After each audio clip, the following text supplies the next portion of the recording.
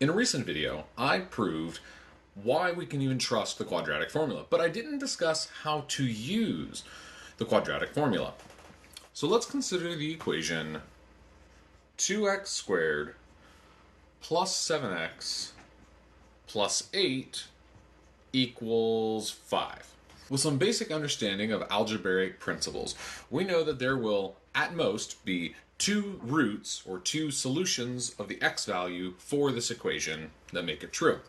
If we want to use the quadratic formula to find those x values, which the quadratic formula states that for an x1 and x2, for a specific type of quadratic expression, those x values will equal a negative b plus or minus, that's where the x1, x2 comes in, is equal to the square root of b squared minus 4ac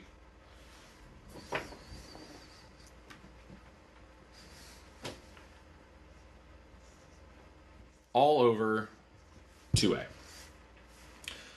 But in order to use the quadratic formula to find these x values that satisfy this equation, this quadratic equation needs boiled down to a quadratic expression that equals 0. Well, that's pretty simple. Let's just add a negative 5 to both sides. So that will change over our equation. If we add a negative 5 to both sides, to 2x squared plus 7x, well, 8 minus 5 would be plus 3, and then equals 0. So now, this is the important bit. Now that it equals 0, we are allowed to use the quadratic formula, which our a value is 2, our b value is 7, and our c value is 3. So we simply plug in our values. So now we know that x1, x2 is going to be equal to a negative 7 plus or minus the square root of that 7 squared minus 4, a is 2, c is 3. Make sure to bring all of that underneath the square root. And then we divide by 2a. Well, a is also 2, so 2 times 2.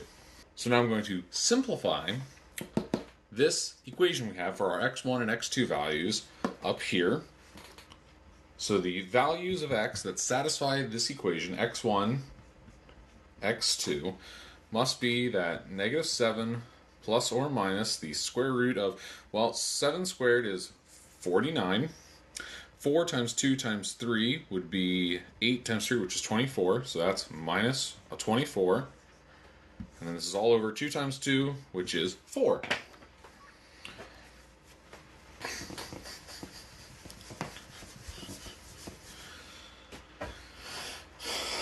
Following some more simplifications, so that's negative 7 plus or minus the square root of, well, 49 minus 24 is 25 over 4. Oh, well, square root of 25, that's a very simple square root to take. That would just be 5. And then divided by 4. So we can consider maybe where x1 is if it's the plus side of the equation, and that x2 is the negative side of the expression.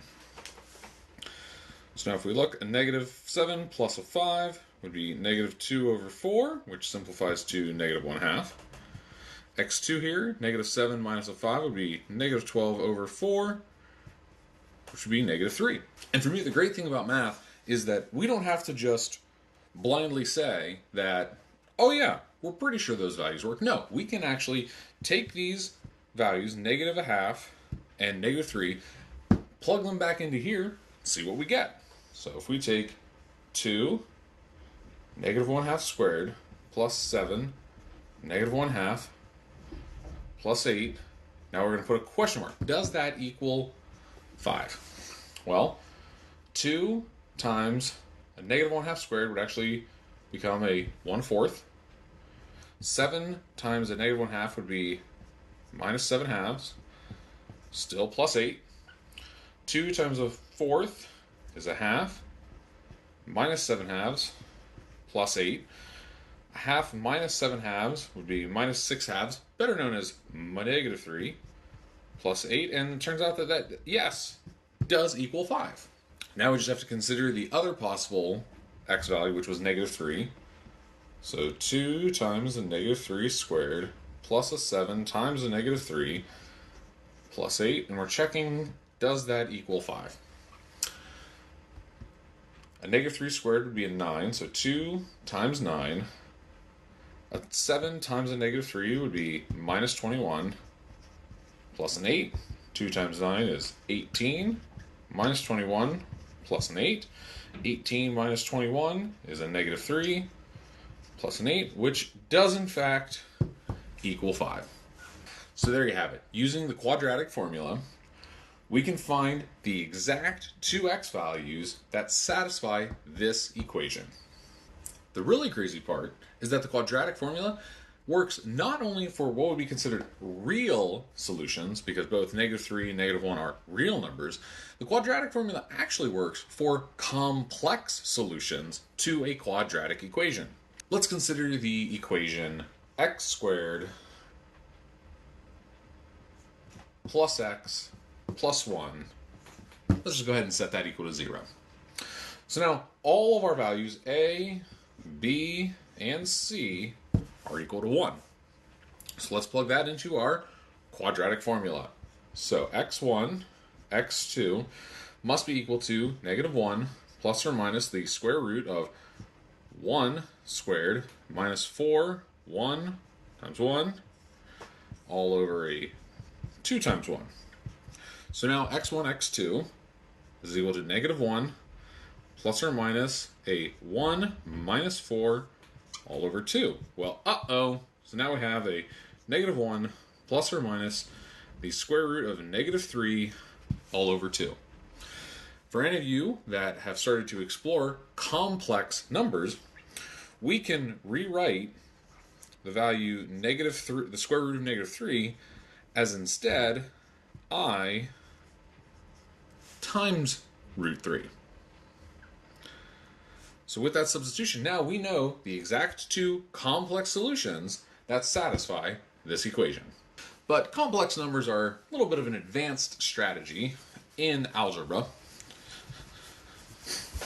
But if anybody out there is struggling with complex numbers, be sure to drop a comment below, and I would be happy to go more in depth onto how the complex number plane works.